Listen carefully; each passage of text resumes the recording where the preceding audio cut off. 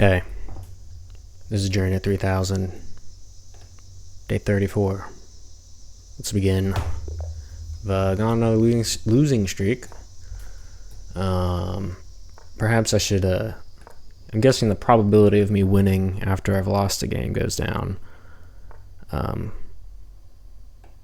Okay, so this guy seems to be playing straight Benoni. But anyway, what I was talking about before, thinking we should, if we're on a losing streak, we should spread the games out. We shouldn't just play a whole bunch of games and lose them all at the same time. You know, maybe we should be, taking one loss a day.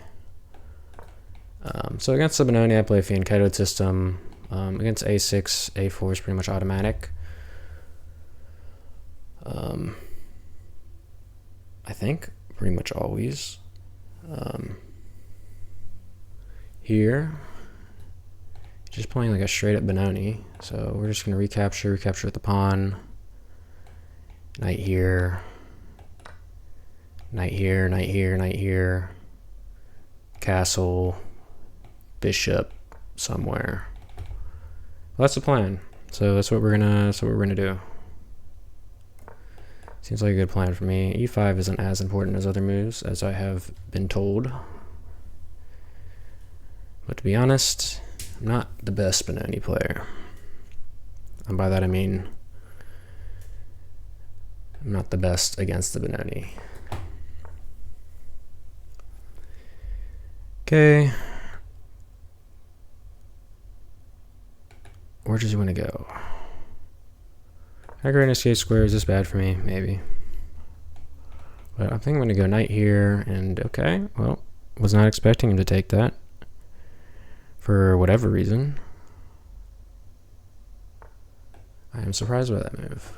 I guess he's giving it the bishop pair. What does he get from it? He gets a good knight. He gets a good knight. I gotta stop. I hate it when I stretch like that in the video. Anyway. Alright. I wonder if I can just get a passer now. Just entrench that in and then work with my remaining knight to hopefully make something happen with that passer. That's my current goal. I'm guessing he's gonna go knight here. Nope. I guess he could just leave that whole time. Makes perfect sense. And I rewrote everything. Yeah, but anyway, if you couldn't have gathered, we've been blundering a lot of pieces in our recent games, and that hasn't been good. So let's try not to do that in this game. That's one of my many goals. My other goal is to play positionally sound here. Maybe like A5. Okay, never mind. Man, I guess that's why he played. I guess that's why I played queen there. It all makes sense now. Now, how do I look at my position? Not incredibly thrilled about it.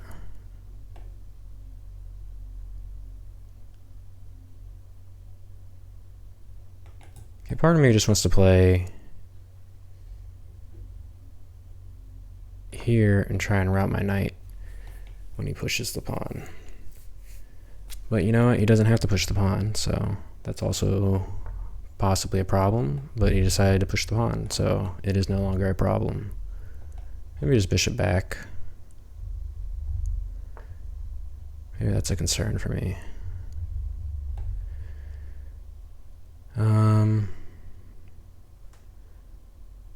Okay, he's got a lot of pieces on the king side, so maybe he's just gonna flip a pawn out at some point. And we don't really have access to anything.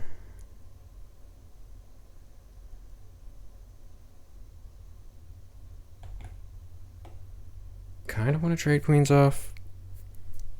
Should I be excited to trade queens off? I don't think so. Keep in mind, this is under pressure, but we got two pieces protecting it.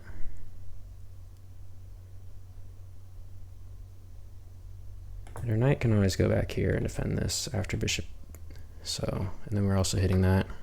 I do like the queen trade, perhaps naively, but here we are. Now maybe we start pushing our kingside more aggressively and generate a pass pawn via this little mechanism in the position. Okay, comfortably going back this way. And that's how I would describe my position. I would describe my position as somewhat comfortable. His majority looks kind of weird. My knight's doing a good job of preventing advancing moves. And I don't know. Something just seems not that great about his position. So should I go f4, d4? What should I do here? Maybe I try to kick this knight and play bishop here, although... Okay, well, as soon as he does that, I'm going to have a protected passer forever. So let's start with h4, and maybe work to stick the bishop in there and give up this pawn for nothing. It's always a possibility. Maybe work to get my rooks in the game. We got a lot of objectives here. And I think, I don't know, we've had worse positions, definitely in the past day or two. And we've had worse time controls, so I'm pretty happy. We got something to work with here, you know, and I might mess it up, but at least it's not like it was an opening thing where I thought something was working where it's not, or just, you know, I could still blunder a tactic. I guess the phase of the game I struggle with the most, and maybe a lot of people do, is just getting overrun in the middle game. It feels like that happens just way too often for me to be happy with that. Okay, what did I say about this? I was going to take... Okay, yeah, that doesn't seem as good for me, but I was going to take and entrench a protected passer in the position, although I'm now noticing that that hangs a pawn, which is fantastic.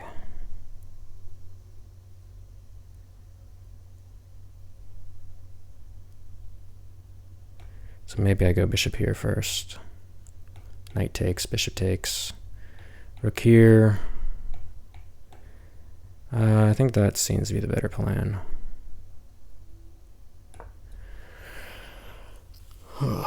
Give up this pawn, but I just don't want to allow him to have that. I think it's worth sacrificing that pawn for. We get like a relatively even position. Okay, he doesn't want that. And to be honest, I'm now noticing that I can't push that up. I can also...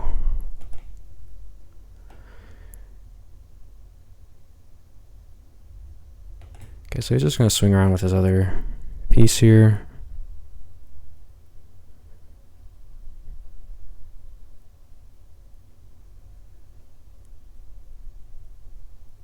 So what's my plan? What is my plan?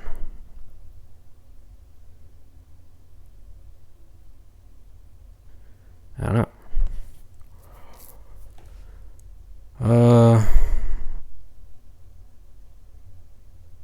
Let's renew the same threat as from last move. Start with rook here. Same position. Definitely misplayed us. Maybe we should have just... Oh, that pawn wasn't hanging, was it? It was hanging. Okay, never mind. When did we move the rook from there? So that might be a... Oh yeah, when we took the queen. I don't know, it's hard to judge. Probably should have taken the other rook then, but I mean, how could we have predicted this? It just seems way too much. Okay, I'm less happy about our position than we used to. It looks like we're just going to get a balanced pawn structure, but I have the bishop pair, which I'm about to not have the bishop pair, but I am getting the pawn back, so there you go. I have a strong bishop. I like to think I have a strong bishop. And this is hanging currently, which is good. That's a good thing, because you can't protect this. So we are still up a pawn. Which again, I can understand a material advantage more than any other advantage. All the other advantages, you know, they're really abstract, but a material advantage, you know, that's something I can really understand. All right, how do we want to defend this? I want to defend it actively. So what's an active way to defend that? Like, So here, here, here, knight here, and I'm very sad. So perhaps, maybe we should just be more aggressive, park our bishop here, protect all the squares, and then move for promotion. Let's try that. That's my objective. He's gonna take. I'm gonna go here and try to promote this pawn while using my bishop to control the promotion square of this pawn. Or maybe he'll just go here, but my rook's protecting it. Never mind. We're all good. All is well currently.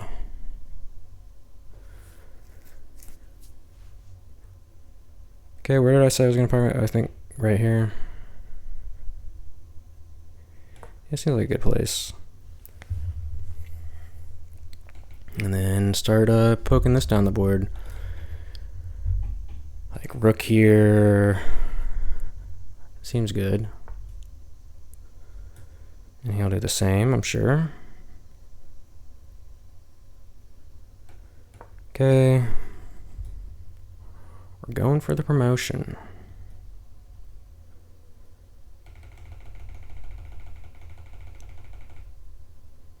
Why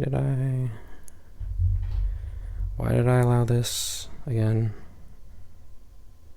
Just a quick question.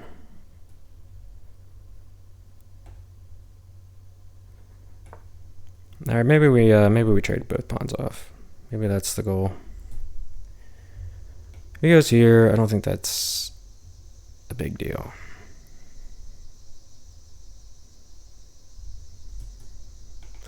This knight's kind of blocked off, but it won't be like that for long. Oh, yeah, also maybe we had takes there. Let's go ahead and challenge this piece. It seems like a productive thing to be doing. I'm like, can you defend that? I guess he just moves. Huh? Am I missing something? I don't know. I feel like I'm winning a rook here. I mean, I don't know. This game is a great game we're playing. We're both playing brilliantly. I feel like my position is winning. It's an open position. I'm up a rook. And I have the bishop. What else could I possibly need to win a game? If I don't win a game like this, then it's not going to happen ever. Okay, that hangs the pawn. All right, we're just gonna go here. We're gonna take the knight, and I have a feeling my opponent has made a mistake somewhere. I don't know if you noticed, but like 2000s, man, we blunder pieces all the time. It's just we have. I mean, at least I blunder pieces all the time. I say we. I mean, this guy did, okay? But strategically, I feel like that's where the difference is. It's like the positions are more likely to have pressure. And you're more likely to make a mistake under pressure. So I feel like that's where the difference is. Everybody makes mistakes. Maybe not everybody. Maybe title players are different. But at this rank, I feel like the mistakes aren't any less. Like blunder-wise, like tactically. I guess that's the word I'm looking for. I feel like the only thing that increases with rating is like positional play. But what do I know? I don't know. Understanding positional strategies is like, it's everything. It's like beyond the level of just like hoping your opponent blunders. That's how you generate pressure. And pressure is where mistakes come from. Anyway, the streak is over. We have won this game. And I'm switching to the analysis board because I'm not going to mess it up this time. Not going to mess it up this time, and I'm happy about that. I'm going to scoot up in my chair. And yeah, let's look at this game. So he played the Benoni, which is not a solid opening, but, well, he didn't even play the Benoni, because you normally fianchetto in the Benoni. So I don't know. I didn't even notice that he didn't do that. So I just had like a comfortable thing going on the whole game. This was obviously a weird move because you can just move the knight. And just, yeah, king h2 is a useful move, although I don't like sometimes with this double check. Weird things happen. Are there any other moves that I can play here that aren't king h2? Because I don't want to play king h2. It scares me as a person. I don't know how to view the analysis on chess.com. Oh, maybe if I click the analysis button. Right. Oh, the number one move isn't even king h2, it's f4. Yeah, I guess I should be just pushing this axis. I didn't mention this like as the lever to open up my passer. I mean, you can't really look at this like a majority and minority, although maybe you can. It's like a simulated majority, where as soon as we push this, we get our passer, and he has it. I mean, okay.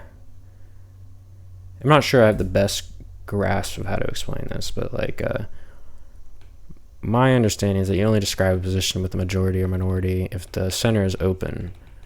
But if we just assume, you can kind of see the majority. Like, obviously this is a majority, and obviously this is a majority because, sorry, these three pawns, because these pawns have passed each other. So the key square is kind of like e5. So if I'm like a great player, I cut out all the nonsense, which is whatever moves like bishop f4, which don't make any sense.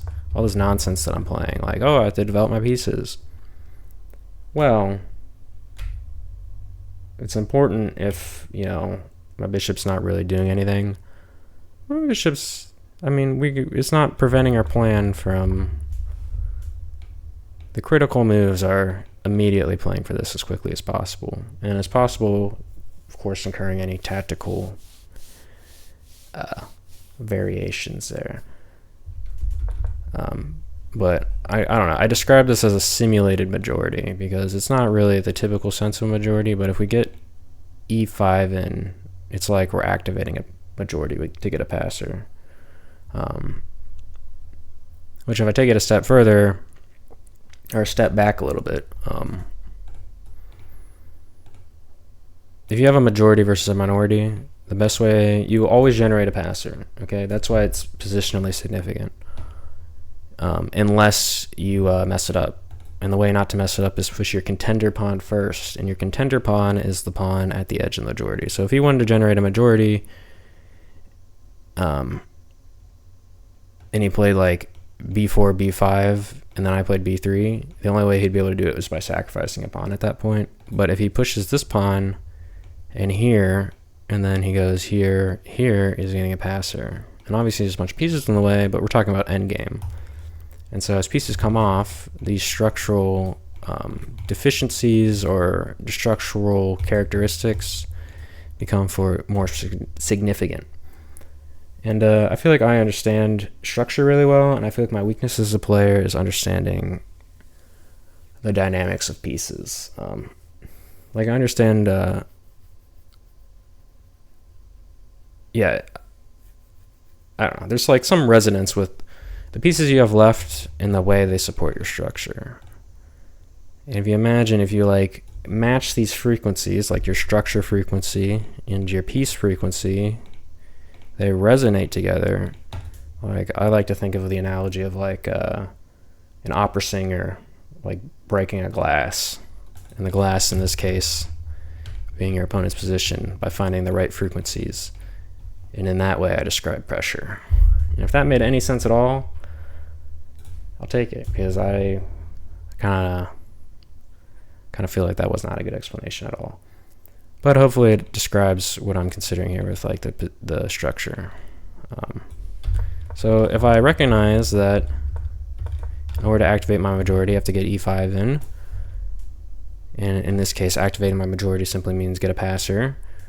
That's what I should be playing for. The positional objectives already exist. I shouldn't just be looking for a loose square to put my bishop. But anyway, that's my thoughts on that move, and it makes sense to me. Don't ask me why I played bishop f4, because it doesn't make any sense. Maybe we have to go back. I'll have to go back in the video and see what my brain was looking like right there, but it doesn't seem like a great move. I did like getting my knight in. It doesn't like the queen trade. I thought I liked the queen trade. It seems like there's potential for danger, although maybe he just doesn't really have a lot of gas there, especially with my fianchetto bishop, and he doesn't have the light squared bishop to match. Does not like queen b1. Again, it just seems to want to support this plan of generating a passer. But we still have a good position, and then we mess it up somewhat. I'm surprised we actually managed to play the best moves here. I mean, what's our alternative? Losing this pawn. It definitely felt like this pawn was worth more to him than this pawn. Especially with my bishop being here, is a much more active position for my bishop. Whereas if I keep onto this pawn, and he takes like bishop here, he has a much better bishop, and he's getting his majority going. That was my thought process for that decision making. It looks like that one was correct. Doesn't like that one as much. Wants rook fd1, and then bishop takes c5, I guess to get more trades off, because I think this endgame, I mean, it's a balanced pawn structure, so again, I'm confused by balanced pawn structures. I guess in a balanced pawn structure, this resonance of like how your pieces work are extra important. It's just what weaknesses are accessible, and maybe my bishop's always getting in here, and then I get a passer. Although, how do I defend this pawn? I don't know. Like, okay, for the sake of argument, rook takes, knight here, rook takes d7, knight takes d7. Okay, so it's significant that, first off, he has a back rank. Second off, I have the open piece, the long range piece, in the open position. So that's good for me. My bishop is better than his knight here. Also noticeable, rook and knight is less effective than rook and bishop, which is useful for determining which pieces you should take off. Note that queen and knight is better than queen and bishop in the endgame. Okay, yeah, so he has to take with the knight, or he gets checkmated, and then here it just looks like, yeah, we're crushing. So that's easy to see once you play out all the moves, but right here, didn't exactly see that, but he didn't play that, so why would I be seeing that? I don't know. Oh, right. Encouraging more trades at the pin in recognition that our bishop is going to be more powerful with the knight there. Okay, that makes sense. Although, wait a minute. No, I'm looking at it. What if he goes back here?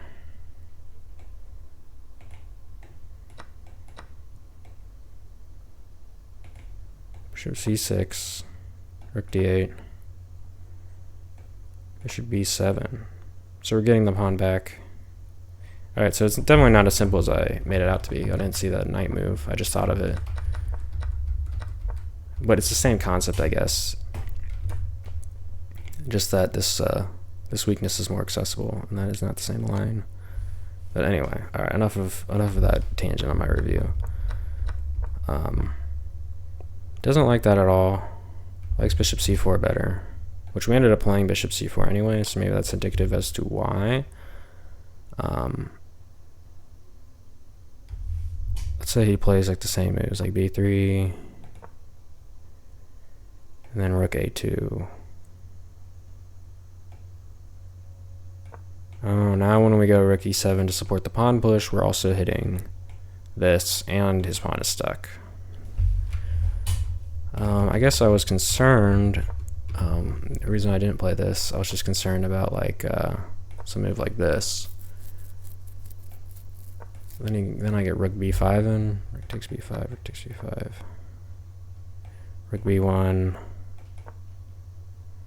king g2, okay. Now I'm worried about his knight getting into here. This just feels super dangerous. Like, what if he like gets his knight like right here? Bishop d3. And everything is going to be covered.